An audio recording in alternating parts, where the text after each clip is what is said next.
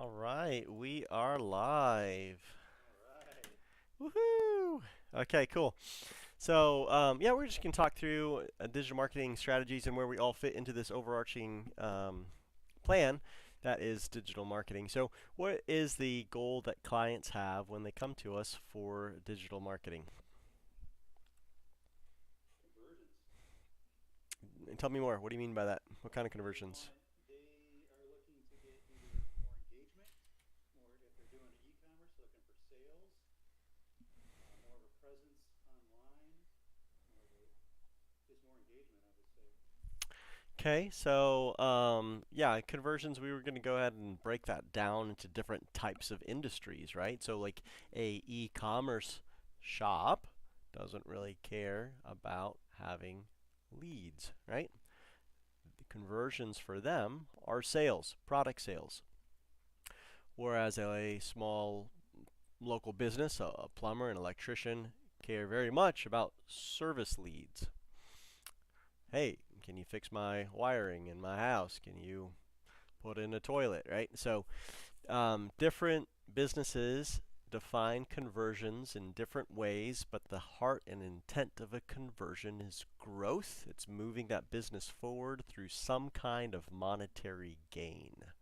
This is why the digital marketing agencies that really focus on cash flow growth are the ones that are most successful, because if you help your clients to realize new value, you can always set and realize whatever value you want in life.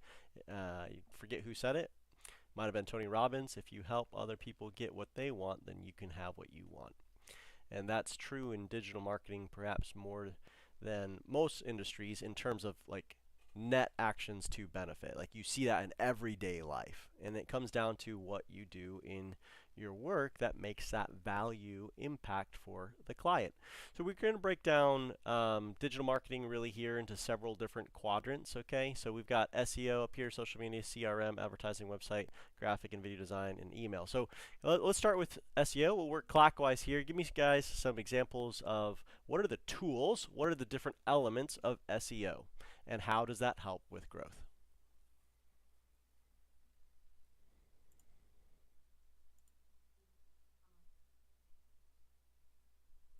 One more time, Kathleen. Well, first and foremost, you have content, and by content, I'm talking about keywords first and foremost. Okay, so content. Ranking on websites. So both of you are talking about keywords here, really, right? So content and the ranking on website is really the result of doing these other SEO things well. So it's not really something you do. You don't just go to rank a website, right? Like these are, you do things that are part of SEO. So content, writing, SEO content. Yes, good. Okay.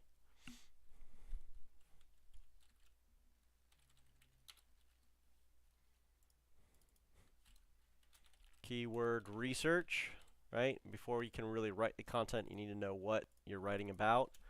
Editorial, editorial calendars. So you take your keywords, you put them into a plan. That's what you then write about. A lot of companies kind of just go to writing the content without a plan, and they hope to rank, and they never will rank. You have to be very intentional about, is this a keyword that I can rank for? And that comes into domain authority, right? So um, all these are part of what type of SEO? On page, On page SEO. That's right. Why do we define it as on page?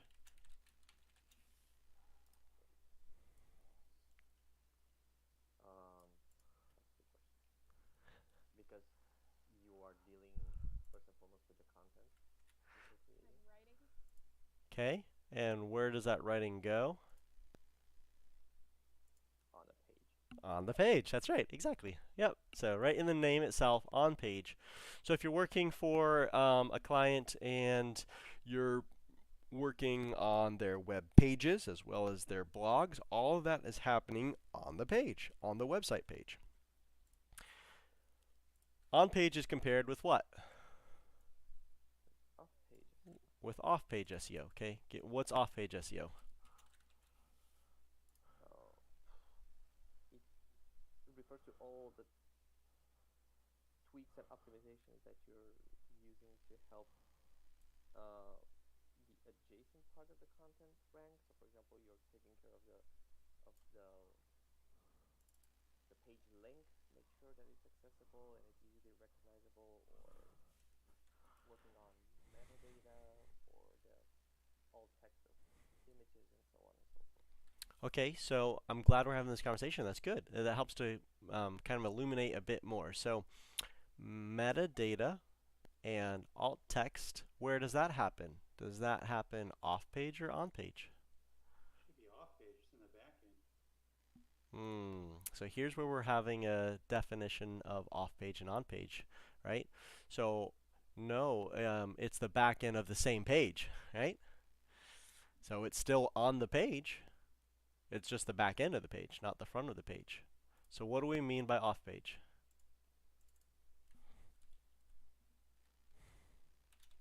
Not on the page. Okay, what's this term? Off page. No, the term that's highlighted. What's this term? Just read it. Oh, backlinks? Backlinks, that's right. All right, what's a backlink?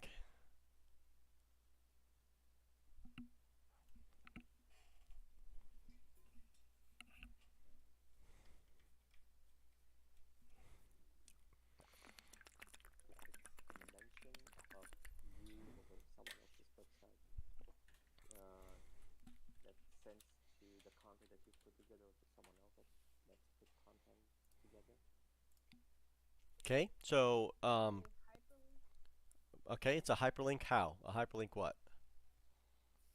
That drives you or takes you to the page that you want to go? So if I write a blog and I say, check out my other blog here, and I hyperlink that, is that a backlink? I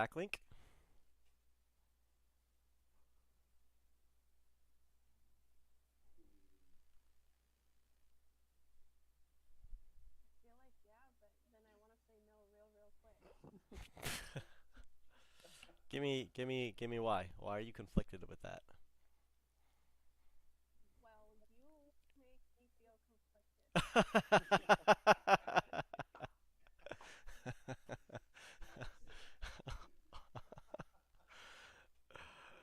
Okay, so Yanut, what you said there, you were kind of talking about both these at the same time. So a backlink is the relationship between one website and a completely different website. It's like having a handshake in the real world. It is a digital handshake in the digital world, online. So if we write a blog for one client, let's say Top Doctor, and another website links to that article that we wrote on Top Doctor, that is a backlink. All right, it is an external, so this is why we call it off page, right? We have no control of that other domain. It is someone else's website. So having them link to us is a backlink. Now, what my earlier example, if I write a blog and I say, check out my other blog here, and I link to it, that's not a backlink because that's not an external link. That's what's called an internal link. Internal links are a part of on-page SEO because I'm doing it on my website. I'm doing it on my page. Okay, so that's internal linking. A citation, by distinction from a backlink, is a mention of your brand, your website, your social media, your products, whatever it might be, your address, your phone number, without an actual link. Now, Johnny, what you said earlier is you were kind of conflating these two, like you said both of them, right? So can you have a citation and a backlink together? Of course. It's mentioning your name, your brand, your phone number, your address, whatever, as well as having a link back to your site from somewhere else. So where citations are most common, I'll pause, I'll turn it into a question. Where do you think citations are most common?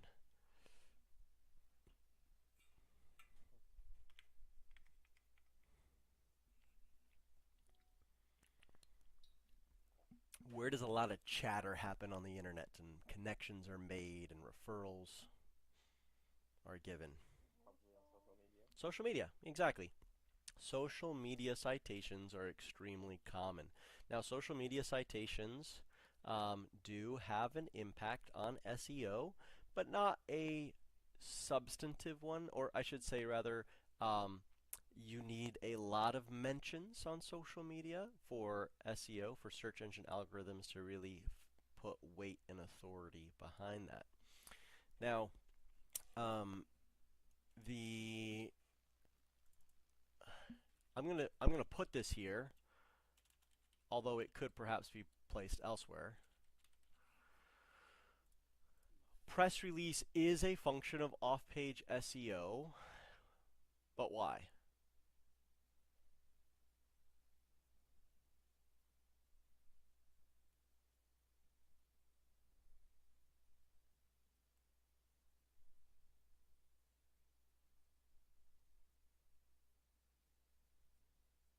What happens in a press release? You talk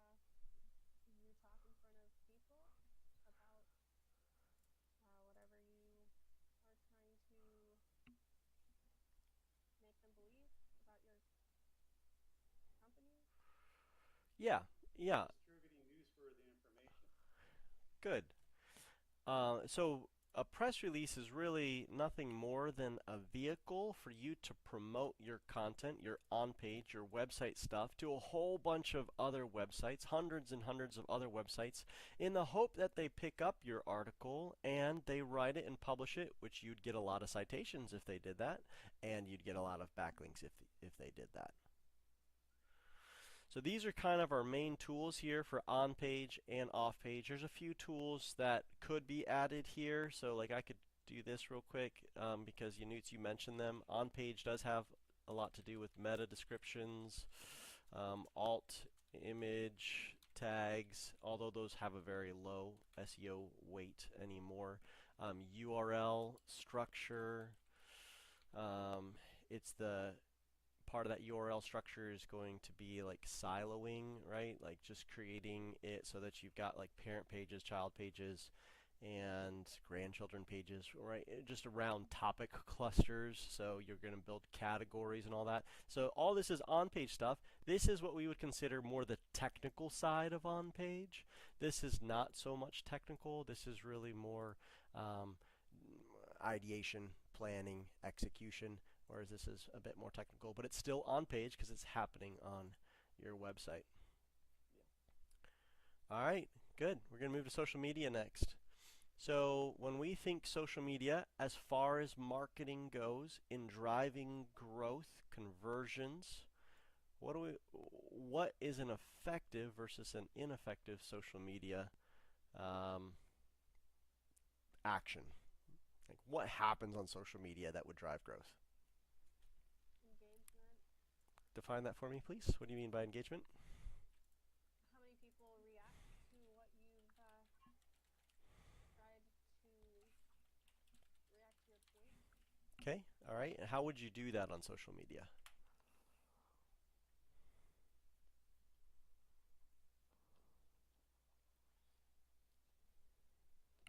Research, Mm, understand the product, and so if you have a product, let's say your product is a vacuum. You know me and vacuums. I love my vacuums.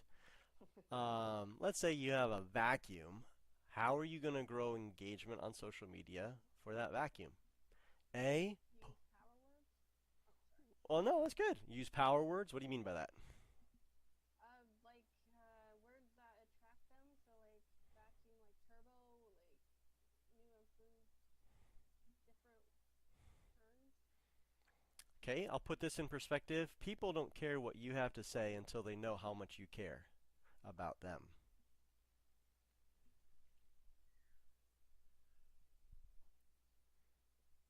People at their core are self-interested. So if I'm just going to drop power words like turbo vacuum, greatest ever, you must have it, have I convinced them that I care about them first? You gotta put a Y. Okay, so a why. All right, tell me more.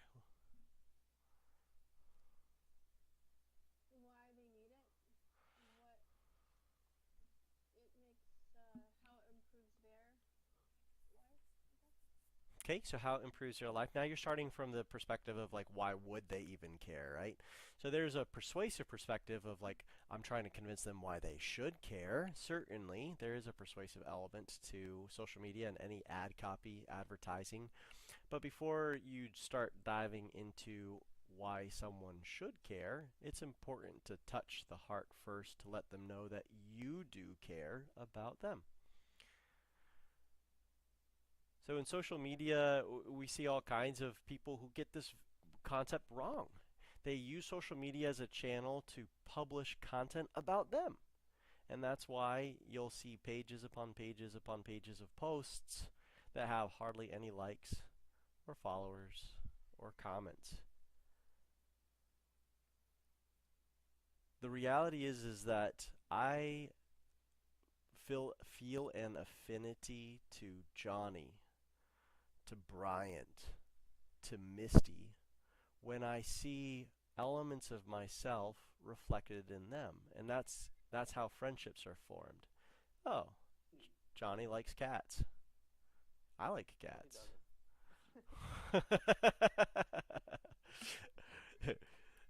You've so Johnny likes dogs. There we go. Johnny likes dogs. Something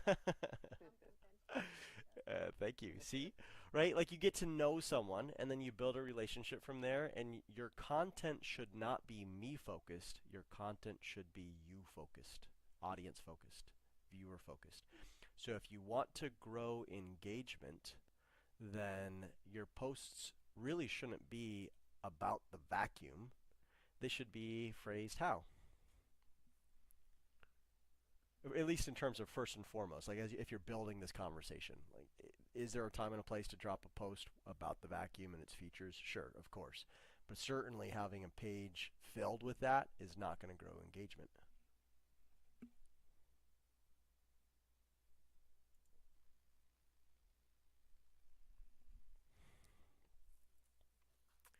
So asking questions about your people is a great way to grow engagement because people like to talk about themselves.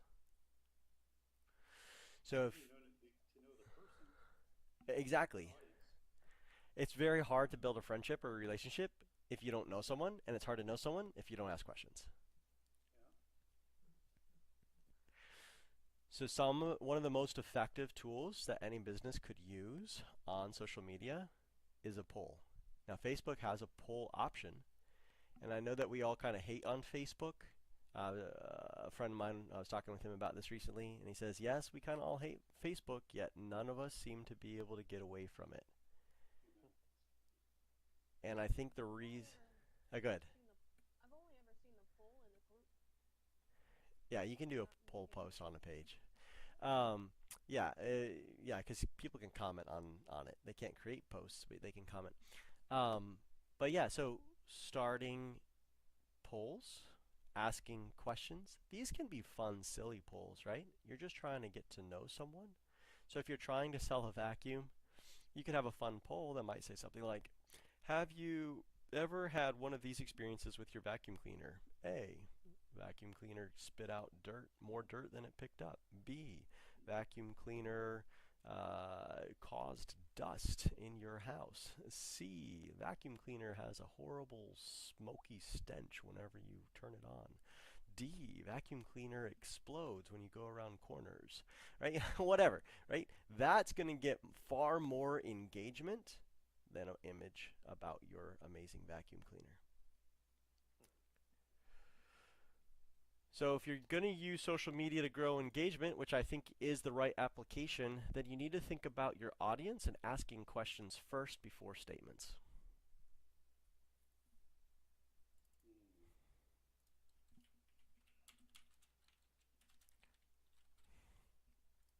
So what you're saying, Derek, is before you even think about trying to promote a product on social media, it's engaging your audience first, get their feedback, and then work that product ad according to the feedback. Yes? That would be one, yeah, that'd be one part. Sure, absolutely. And you could turn this into a multi-day, multi-week, multi-month campaign where you're just really just sitting there, getting to know people, asking questions, not even telling them what you're selling. um, for a long time. And if you look at people like Gary Vaynerchuk, what does he sell? Does anyone know what Gary Vaynerchuk sells?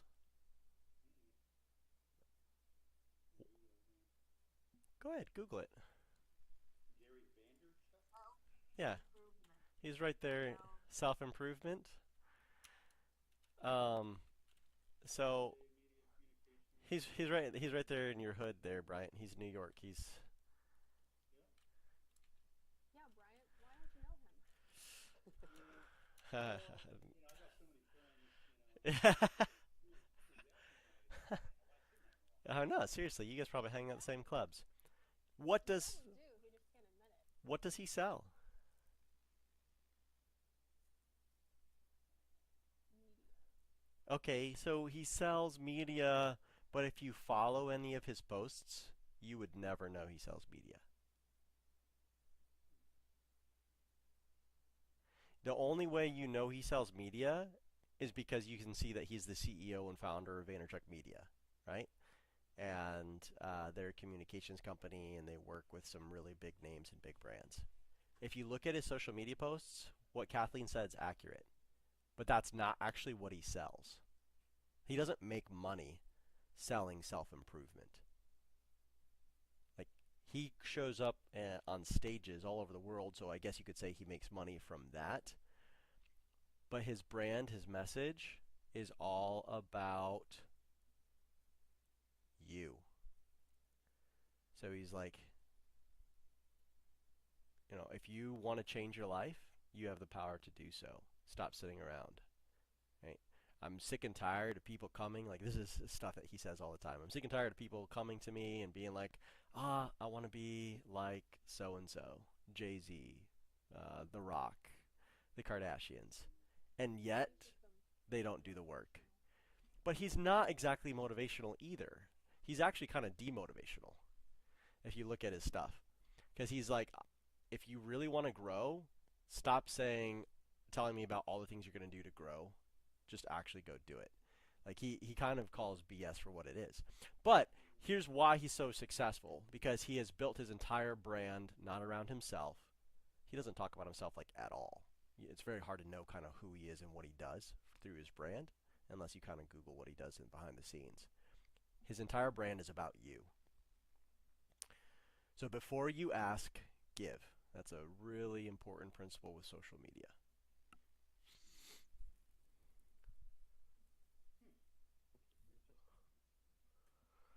Yeah. And the way I kind of understand what social media stuff is just, it's like you're seeing things, you're scrolling. It's like going down a highway and see billboards just kind of go by you until you see one that catches your eye or catches your attention. That's how most people view social media, and that's why it's a graveyard of dead posts. Exactly. I mean, because most people are just like scrolling through their feed. Boom, boom, boom, boom, boom. If you take the time to dissect the anatomy of a successful social media page or channel, you'll learn that most of them, not all of them, most of them are because that particular brand and channel has found ways to give more than they ask.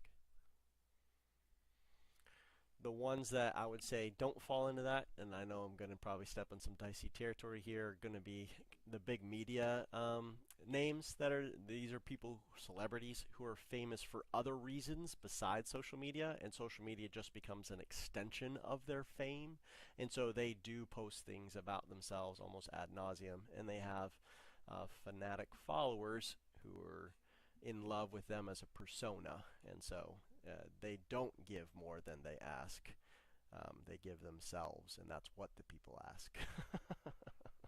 So that's the difference between kind of influencers and or celebrity influencers, I should say. Yeah, I mean, and it's not that it's wrong necessarily. It's just I wanted to kind of be fair in saying that there are people who are really successful, but they haven't grown their channel to be successful. They were successful in other ways, and then their channel's successful because of that. All right, so social media, growing engagement. What are other things that you would do on social media that would impact your business's growth?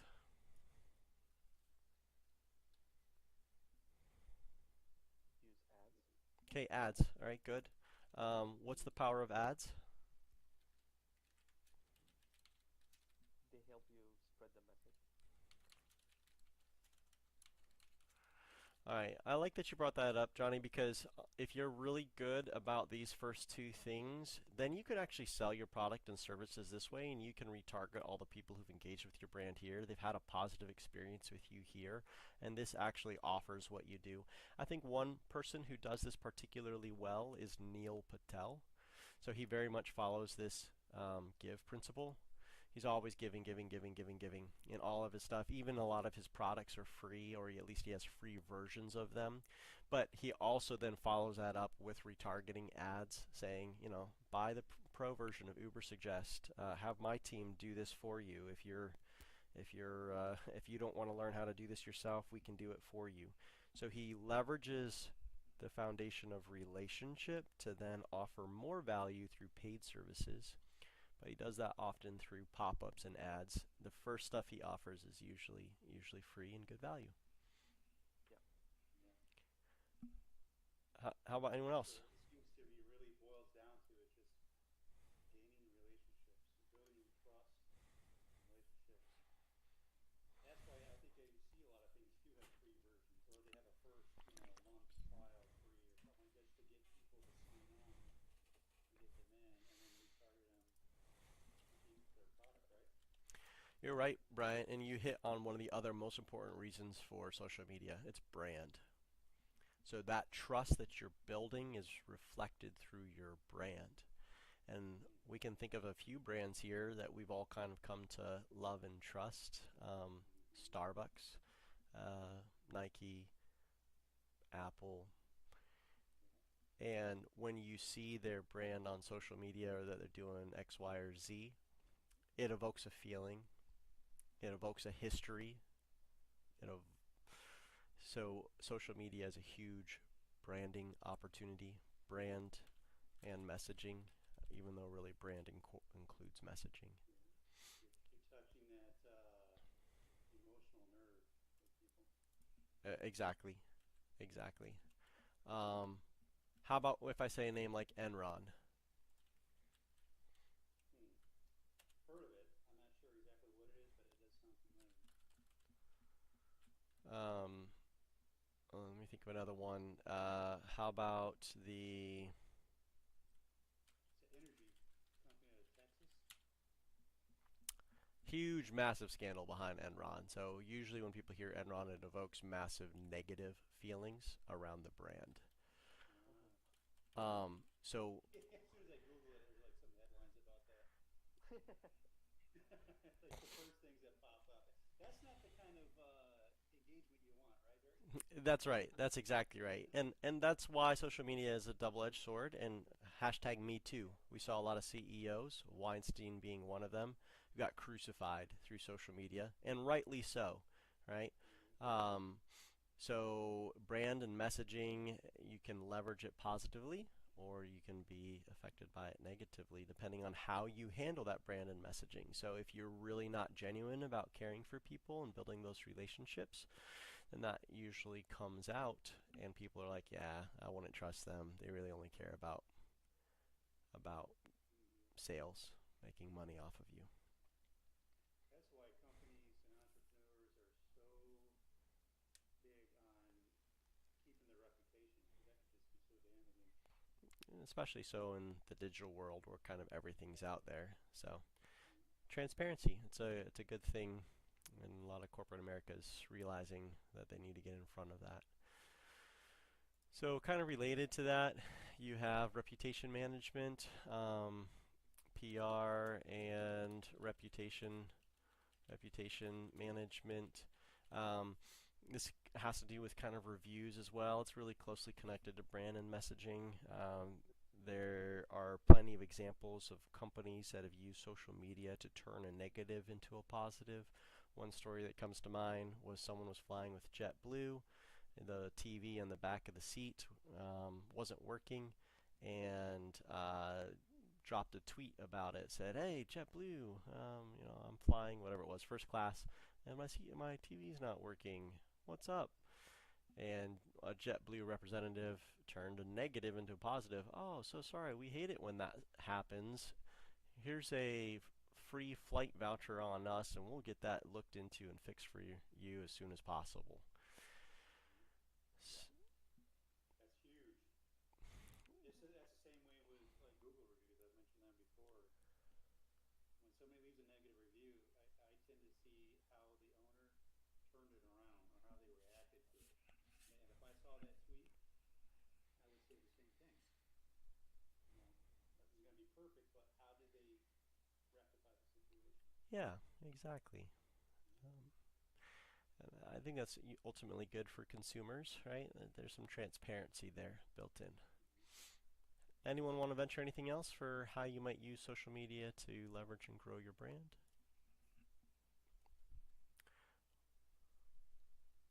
The only thing I kind of wonder about there when we're talking about social media for growing your brand is which platform is the best for your specific product or your specific company. Would it be Instagram, Facebook, Twitter, TikTok? Um, is that something that you kind of just take a poll on as well, or do you feel out all the platforms and see which kind of bites? Yeah, that's a great question. We should take that and turn it into a Marketing Friday convo. Like, what platform is right for you? Turn it into a blog post. I like that because there's a way to read it. There's a certain paradigm on each platform that lends itself towards one application more than another. So I love that question. Let's cue that up, Kathleen, for a future Friday marketing session. That'd be fun. Yeah, amen. Another one here that I'll mention that's really important is company culture. So this is related to these first two here. Um, so the company culture is meant not so much for external. Who's it meant for? It's not really meant for clients. Clients benefit from it. It's for employees. Yeah. So social media is a great platform for building company culture, allowing people to in the company to connect and share opinions and express frustrations. Maybe a lot for Bright Star Care because they're very much a company culture. I'm glad you brought that up, Brian. Yeah, we've had a couple Bright Star Cares who've asked us to create private groups for them, right? Private employee groups. That's a great way to do it. So a place for people to kind of hang out and chat and share ideas. What's working, what's not working. Hey, can I get a ride into work today? Whatever, right? It's just a place to kind of coordinate. We even have it in our Slack in the break room. Yeah, exactly. Yep. Yeah, in that sense, social media or Slack's kind of a type of social media. Yep. Right. All right, guys. Well, let's dive into CRM here. We're not going to have time to get through all of these, but what's meant by a CRM?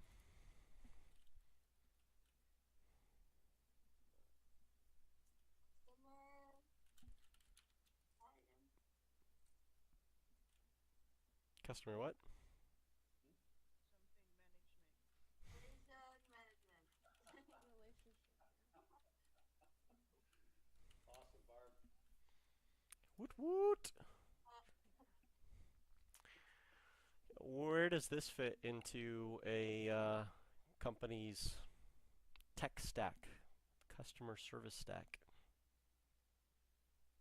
it retrieves emails and people's contact information and puts it into a place where it keeps track of all of that. Okay. Yep. Yeah. HubSpot. Yep. HubSpot's definitely We just had a one. call with Dezo, Bright Star Care, working him through that. That was pretty good there. He sees the power of that. Yeah, when you have the power of the customer data in one place at your fingertips, you can start leveraging that data for positive action steps. Um, Mm-hmm. so prior to that call with Dezo, right, he was like, I don't know what leads we're getting, I don't know where to find them, I don't know what's going on, and yep, he was like, yeah, this is super helpful here. You can create custom lists, like I want to score this person this way or that person that way. So in any company. You might have one person interested in this, but they're not an ideal client in another product line that you offer, and vice versa. So the people who come to us and need website design aren't the same people who need marketing, and vice versa. Or they might need it, but they might not be ready for it or want it just yet. So, Side note to that, Derek, I mhm. need your help on that. Training session. I'm trying to be expert over the next couple of days, and I don't think I'm going to get there by Monday. Okay, yep, no problem. With Dezo. I sent you the invite on it, but it's nothing to do with this. Yeah, no, happy to help with that. Yep. The CRM at its core is really a function of not marketing. It can have a role in marketing, but if they're on your CRM list already, they've already experienced your brand, and so marketing usually deals with first touch, turning strangers into customers. So it's going to be this flow here, right? Stranger into a customer. So marketing has a lot to do with this. Sales has a lot to do kind of this area, and then customer. Now, could someone be in your CRM who's not yet a customer? They definitely could be, but this helps to manage someone as they come through this flow at each stage in this flow, because you would have different action points. Like it might be downloading a form or downloading an offer on your website was considered a weighted action. So if someone does that, then they end up on a specific list in your CRM, and then you have so-and-so follow up with them who deals with that in your company. So it helps you to tie all of your moving parts together around the customer. And going back to what we talked about with social media, it's all about the customer, right? Like give more than you ask. Build that relationship with them, and this helps you to do that.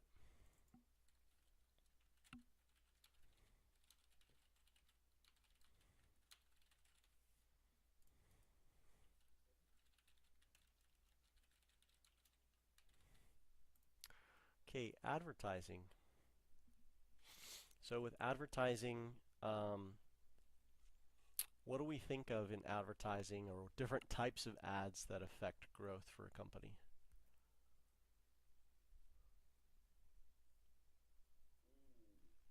Video ads. Okay. Display ads. Okay. How do you do display ads? What tool, what product?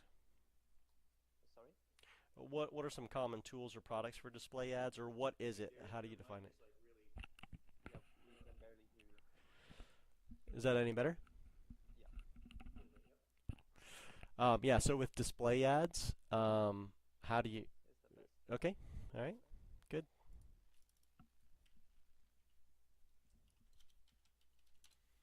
Video ads, how do you deliver video ads? Okay, that's good. I'd say social, but yeah. Instagram. Oh yeah, Instagram. Good. There are also display ads that are videos. You can use tools like AdRoll, Brandzuka, and AdWords to also run video ads as a display. What are some other types of ads? Retargeting. Good, Gen. good. Retargeting. What's retargeting? Targeting the potentially interested customers already. And you know that. Vetted. How do you know that they're pre-vetted? They interacted with either one of your ads or on your website. Good. We'll just say like interacted with your brand previously, whether it's website or coming from a CRM list that you export and use as a seed list for your ad. That's right. So retargeting ads, very powerful, very, very powerful. Other kinds of ads? Lookalike ads. Is that Yeah, to so people that are a look. people are real yeah that Yeah, no, no, that's good. What do you mean by a lookalike? Similar to what? people that are interested in your competition, yeah, your company's competition. Yeah, you'd only be able to create a lookalike ad on that if you had some data from your competition, right? Like if you were able to track their leads, their clients, and the way you do that, you'd have to have a tracking pixel on their website. So it's not so much about lookalike for your competitors, because that's just harder to come by that data, and the data that you do come by that way isn't often legally obtained. So lookalike ads is more saying, listen, Facebook, YouTube, Twitter. Well, you can't do lookalike on YouTube. Not really. Uh, Twitter, go find more people like the people who already like my page, interact with my posts, follow me on social media, visit me on my website or on my email list. Mm-hmm. Will that tie into newsletter ads? That's actually going to be over here in email. So, Oh, email, yeah. how about outbound marketing ads? So, good. What's the difference between outbound and inbound? Let's define that.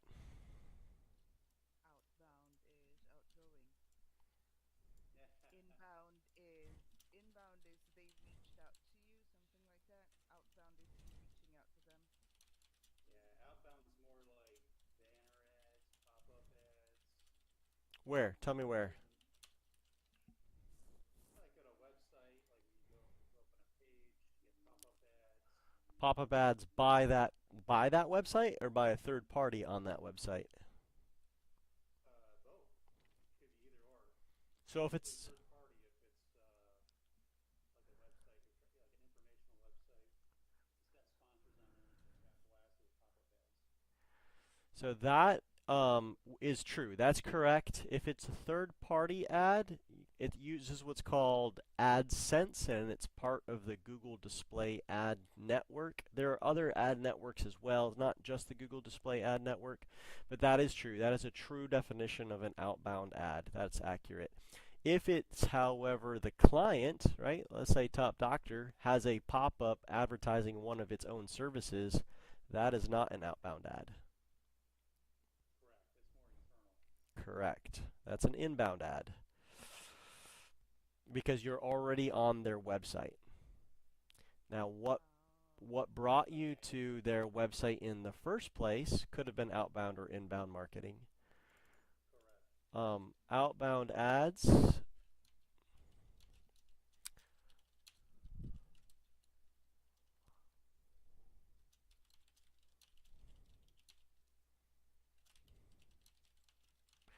At its core, Facebook ads, prospecting ads, not retargeting ads, are outbound ads.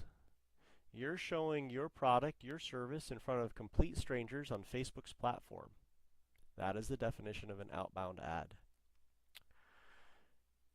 If Facebook was showing its own product on its own platform, it would be an inbound ad as far as Facebook's concerned. However, there's a specific term that we use in marketing to define advertising on Facebook and Twitter and Instagram. Advertising local to native channels like Facebook is called native advertising. It is a form of outbound advertising. I just wanted to define that. The reason why it's native ad is because you're paying Facebook to show your product to their people. They own the people, the audience, and the ad delivery network, and you're paying them to have access to their database. That's why it's a native ad. A Google display is not a native ad because I'm paying Google to show my ad on other people's stuff. Google AdWords is native because I'm paying Google to show my ad on Google's products. Hey Derek, I dropped a link in the chat. I think that's a really good example of outbound ads if you click on that.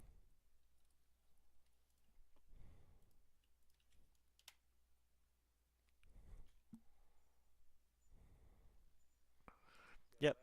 So this is facilitated by AdSense. It is a Google ad product, and this is true. This is Blabbermouth is allowing outbound ads on their website. AdSense, owned by Google, pays Blabbermouth a small commission for the chance to be able to show these ads. If Blabbermouth owned this ad space and I had to contact Blabbermouth to create this ad on their website for me only, that is now a native ad. They own the audience, the asset, and the advertising vehicle. Excellent explanation. Yeah, that's awesome. What would take those are so annoying. So, XXXX. what then is an inbound ad?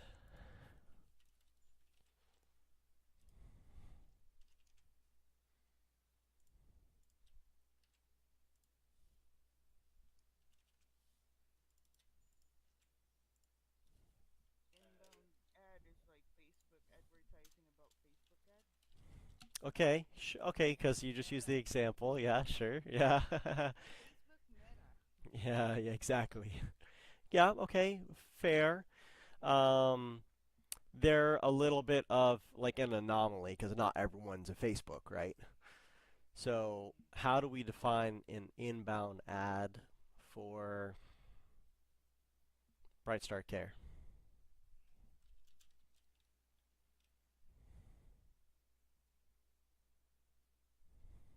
Like promoting something on their website. No. Like a banner on their site. So a banner on their site is going to come back here to what we were talking about. It's going to be a type of outbound ad almost always. It could be a native ad, which is a sub part of outbound. So placing a banner there is not inbound advertising. It is still outbound. Inbound ads are ads that are placed where people are searching for your product or service without knowing they are looking for you. Okay, so pretty much the main vehicle for inbound ads are AdWords. That is the main vehicle for inbound ads. I'm going to say, hey, find me people looking for home health care. Google puts my ad on their channel, so as far as Google's concerned, that is a native ad, but as far as I'm concerned, I am attracting people to my website when they're searching for services that I offer. Outbound ad is interruptive. Inbound ads are not. Interruptive, to your point earlier, Bryant, it's that pop-up that is annoying, right? That's an outbound, or that's an outbound ad. It's interruptive. It's the phone call from the cold caller. It's interruptive. It's the Facebook ad that pops up in my feed. It's interruptive. Those are all examples of outbound ads. If I, however, go to Google and I say best home care providers in my area, and I get results that are advertising results, that is not interruptive. I was looking for that. So this is why we say inbound ads tend to be the most effective, because outbound ads, if they're going to convert, are converting based upon mostly a whim or a branding chance. I'm going to say something like, hey, listen, Buy this vacuum today. That ad shows up in front of hundreds of thousands of people, and only a handful of those people are looking for a vacuum, ready to buy it today, interested in my product. So outbound ads tend to be more top of funnel. They're building impressions, views, clicks, and some engagement and consideration. They play in this space. Inbound ads play in this space. And the reason why it plays in this space is because I have self-selected myself as someone interested in a vacuum when I go to Google and I search best vacuums. So that's the key difference there. So, Derek, how many people actually click on outbound ads? Like in that example I showed you, I mean, is it a downward trend? Is there a study been done on that? Like, has it been? Lots of people click on them. Just look at our Facebook ads reports. You'll see that. We get thousands. I mean, over the course of running ads, we've had hundreds of thousands, if not millions of clicks. But the people who convert from social media ads to actually being customers or buying products is pretty low. If you look at that in comparison to AdWords, the click to lead, people who fill out a form or make a phone call, is much higher on AdWords than it is on Facebook ads. With that said, AdWords is not a great platform for promoting products unless you use product ads, which is a feature of AdWords, part of the Merchant Center. So if you're looking for a best vacuum, I'll just show you what that's like. Best vacuums to buy. Best vacuums for pet hair. Let's just do that one. There you go. This is Google. This is a product ad. It's part of the Merchant Center. These are inbound product ads. Very powerful. This is Google trying to compete with Amazon, because if someone's typing this in, I might click on this and buy it, but most likely I'm in the consideration phase, which is in the middle, not the decision phase. So I'm likely to click on this to learn more about it. And when I then have done my research, this is how people work. They use Google to do their research, find the best vacuums, and when they're ready to buy, what do they usually do?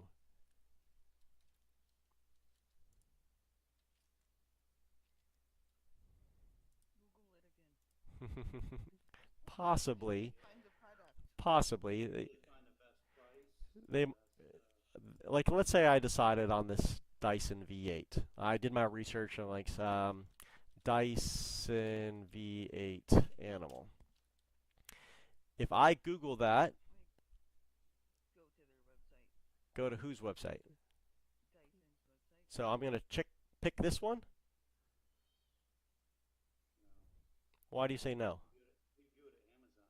Why do you say I'd go to Amazon? Well, first, if you have a Prime membership, like most people do, that would be the first and foremost making This is why Amazon's One that's being shown. That's why Amazon's brilliant. That's why that they are the e-commerce giant, because they know that if they have if you have a membership with them, this is a lot less hassle. I have an Amazon Prime account. I don't have a Dyson account. Exactly. And the percentage off, and it's free shipping, and it's less hassles. I'm used to it. I know the flow. They've made it very easy for me to buy there. So to your point, Barb. Exactly. To your point, Barb, I might come here to Google again, and I might type in that product I want to buy and choose it, but it's almost always the first product that's going to show up here is almost always going to be Amazon. Usually what people do when they've done their research is they go straight to Amazon. And then they say Animal Dyson. And they do it this way. I don't have Amazon, so. No, I get it. I understand it. I understand. I'm tracking. Sorry for you. But I'm just saying that that's the e-commerce giant that we're up against, and why Google product ads are very helpful for helping to inform people in making research decisions, but most purchase decisions happen on Amazon. Like a crazy staggering like 70%.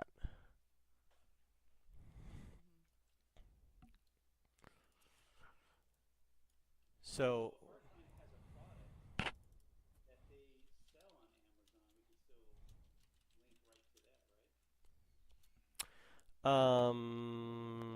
right? well, sure, but if you're going to do that, then you would want to do really Amazon ads because you can't link a Google product to Amazon. So this one here, I'm pretty sure is Amazon is paying for this Google Shopping ad with Google. So it's listed on Amazon, and then using the Amazon ads product to promote it, it feels like it's connected to the merchant center, whether that's through the person who's selling this, which looks like it's Dyson themselves, or Amazon directly. You don't create the way that the merchant center works, the Google stuff here, is it comes from an e-commerce solution. So if you have WooCommerce on your website, like you're running WordPress and you have your own shop, you can run merchant ads and you can promote your products right here in Google. This is something we're working with Volhard to do currently because they have their own store, right? So we can push their products in these carousels on Amazon. Oh, I'm sorry, on Google. All right, we're Facebook has carousels too, right? Facebook has, yes, it does, absolutely. But same idea. I don't promote. I mean, you can promote an Amazon product with a link, but that's a click link. That's not a product. That's a click ad. That's not a product ad on Facebook. It's more effective, going back to that native conversation, if I link my shop with Facebook's e-commerce, then I can push my product straight on Facebook and Instagram. So when people click to buy it, there's two options. It either loads that product page straight on my website, or I can actually check out with Facebook e-commerce. Facebook e-commerce is a new product that they released 6-ish months ago, and it's still kind of in beta. But you can check out with your credit card right there on Facebook. And it's Facebook's attempt at kind of competing with Google Shopping ads and with Amazon.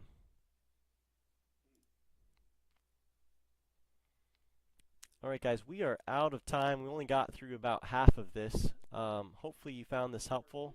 We'll need to do a part 2.